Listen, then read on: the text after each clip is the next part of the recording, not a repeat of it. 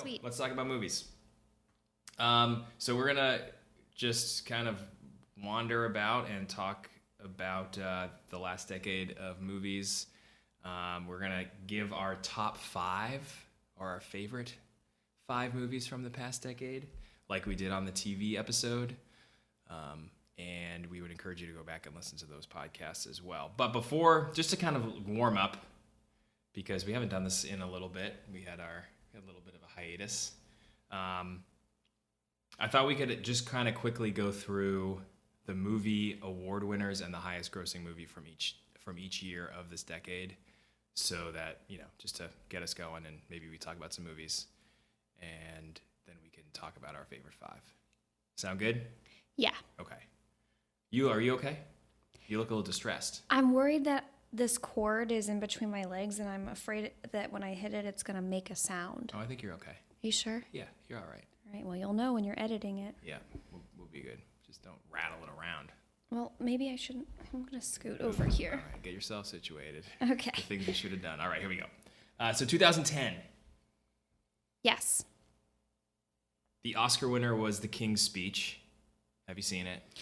Yeah, and so, okay. I have a feeling none of my picks are Oscar winners. Surprise, surprise. That's fine. I don't think my taste in movies should be trusted by anybody except people who are similar to me. We're just saying. Well, this is a disclaimer, Sean. People are going to read the description of this episode and they're going to think, oh, they're going to talk about the best movies from the last decade, and then they're going to hear my top 5 and they're going to go, well, that is terrible. All of those Rotten Tomato scores are at least, or are at the best 60%. Okay. I was just trying to get us going so we could talk about movies. So let's start with The King's Speech. King's Speech. We saw you see it? Oh, wait, we weren't together. No, this is pre us. I did see it. Yep. With some other man, it sounds like. I think so. King's Speech was very good. I liked it.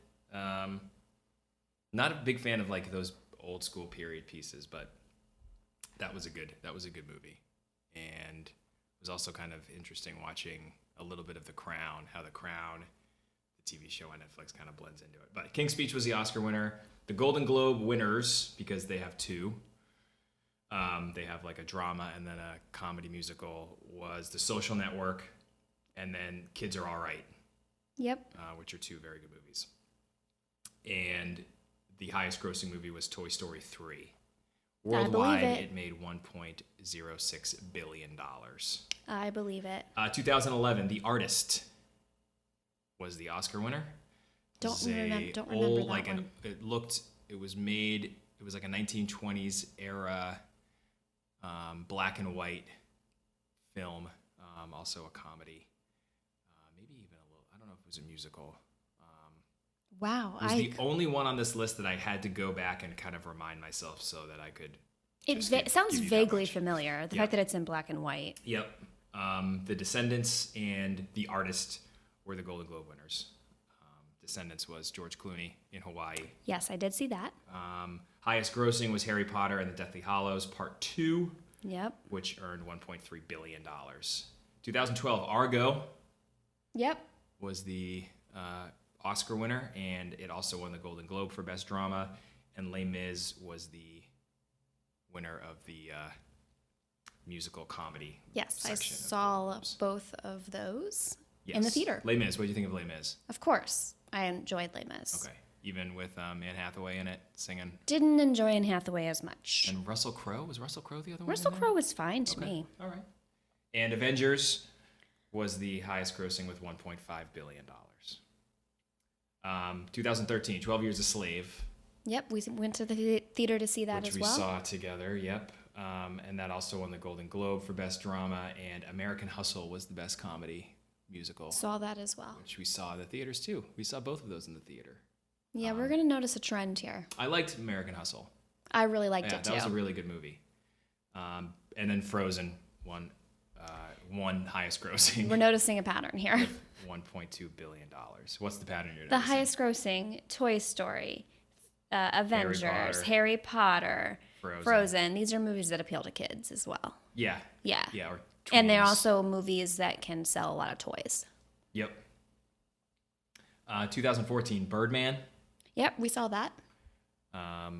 Very, very strange, different movie. I love Michael Keaton. And then Boyhood was I did the not see Golden that. Globe. You didn't see Boyhood? No, I think you had me try to. I think you wanted me to watch that, and then I kept falling asleep. Oh, okay. I saw it in theaters. Was without me? I don't know. I think you were with me. What? Yeah, I saw it at Kendall Square down in Cambridge. Did I fall asleep in Kendall Square? I don't think so. Maybe I saw it with. Maybe I might have seen it with Another girlfriend. the Amentas. Ah. With the Amentas.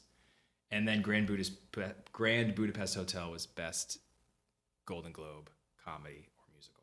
Didn't see it, but I wanted to Very see good it. movie. I wanted to see it because it looked like my kind of film. 2015, Spotlight. Spotlight. But late. And then the Golden Globes were The Revenant and The Martian. The Revenant with Leo. I never saw that movie. I never saw The Martian either. Did we see The Martian? I never saw The Martian. Nope. Wait, haven't but read the book. The Revenant was the one with where he ate the moose or something. Didn't he eat a heart? There was a scene with a bear. A moose He fights heart? a bear, Oh. not a moose. I think he climbs inside of something with a bear. Not a moose though. I think we watched that movie with your brother. I don't think I've Revenant? ever seen The Revenant. Oh, I don't know. I'd want to phone in Ryan Melia and ask because I feel like he knows. The highest grossing from 2014, which I missed, was Transformers, the year that Boyhood and Birdman. They made at 1.1 billion, and then 2015, Star Wars: The Force Awakens earned $2 billion. Of course. I mean, like That's these so are much just like money maker home runs. Yep. 2016, Moonlight was the Oscar winner and the Golden Globe winner, and La La Land was the musical. That was the year, if people remember, when La La Land was announced as the winner. Yeah, and then because they were all up on stage and had to be told that they actually didn't win and that Moonlight won because they were read the wrong. yeah, They were handed the wrong card, and that was a whole funny scene. Captain America: Civil War was the highest grossing with 1.1 billion. Shape of Water. don't remember it. So the last 3 Oscar-winning movies I have not seen. Moonlight I never saw. Shape of Water I never saw. 3 Billboards Outside Ebbing, Missouri. You didn't see that? I did see that. I'm saying the last 3 Oscar movies I didn't see. 3 Billboards won the Golden Globe, Yeah. and Lady Bird also won the Golden Globe, which I saw, and I liked both of those movies. 3 Billboards is a little bit overrated, I think. Well, it's a disappointing film. You get through it and you expect there to be some sort of ending to it, and there's really not a clear ending, and it's completely unsatisfying film. It's very emotionally charged and it's unsatisfying at the end. It's actually a complete waste of time. But I guess as in real life, the story, if anyone knows roughly the plot line of the film, it sort of lends itself to being, I guess, somewhat accurate. Like in life, there's a lot of similar stories that are also completely unresolved. Yeah, right. No so closure. that's just sort of like the reality of the film. Yep. But yeah, I didn't enjoy it. I was Well, in the end I of was the- actually angry at that. I remember I watched that on the way home from Paris on the plane, and I looked at you and I was like so angry. Oh, that's right, because I watched it by myself. Yeah, you had already seen it. Yeah. I think I watched that in Lady Bird during a chunk of time. Yeah, so where you don't weren't watch that around. one if you don't want to be mad at the people who made it. Yes, okay. Lady Bird, did you see Lady Bird? No. Lady Bird is pretty great. And then Star Wars earned $1.3 billion as the highest grossing movie. And finally, last year, Green Book won the Oscar, which I did not see. And then Golden Globe was Bohemian Rhapsody, which I also did not see. Oh yeah, we had a lot And of Green biopics. Book, yeah, and Green Book won for best comedy/musical. And Avengers: Infinity War earned $2 billion, and this last year there have been no awards given out yet for movies this year, but Avengers: Endgame has already earned $2 billion. So in the last 2 years, the Avengers movies have made $4 billion worldwide. Yeah, smart. That's pretty amazing. So that's the rundown of the year, or of the decade, of just the awards. I will say, I believe there is one movie from that list on my list. Do you have any movies on this list? On your top 5 favorite movies? No. No, great. I don't. Okay. As predicted. I did have them on my initial list because I did a whittling down. Yep. So I did have some of those on my initial list, but I ended up not selecting them as my actual top 5. So I was thinking about just, we've talked about this before on here, but we don't necessarily go and see a lot of movies anymore. Do you like going to see movies in the theater? I do. Well, okay. I used to. And you would think I would enjoy it even more now because there are all these modern comforts. Mm-hmm. Movie theaters nowadays, they have like these lazy boy recliners, and you get to reserve your seat in advance online, and they make it you can get a beer, you can have a glass of wine, you can just really lounge like you're in your own living room. But I think the older I get, the more irritated I grow with shared human experience. Okay. Yeah, go on. So, and this is just how I know that I'm too old. It's going to a theater and then having to hope that there's no asshole in the movie theater with you. Meaning that when there's a quiet moment, or when it's,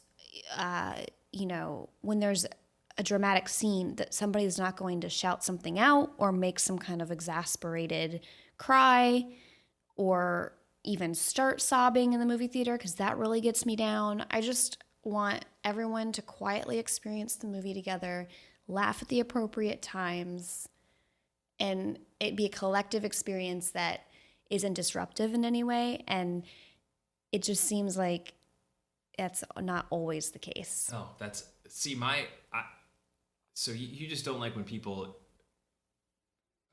react to the movie? No, I like the reaction differently than they're supposed to. I was really hesitant to bring this up. No, because I think it's just like people have their phones out, or that's also they talk to each other, or they're just like they're treated like they're in their living room instead of in a space that they're sharing with other people. That is also part of it. That is also part of it. But I guess it's that I would say is the number one buzzkill for me, is just people being a distraction.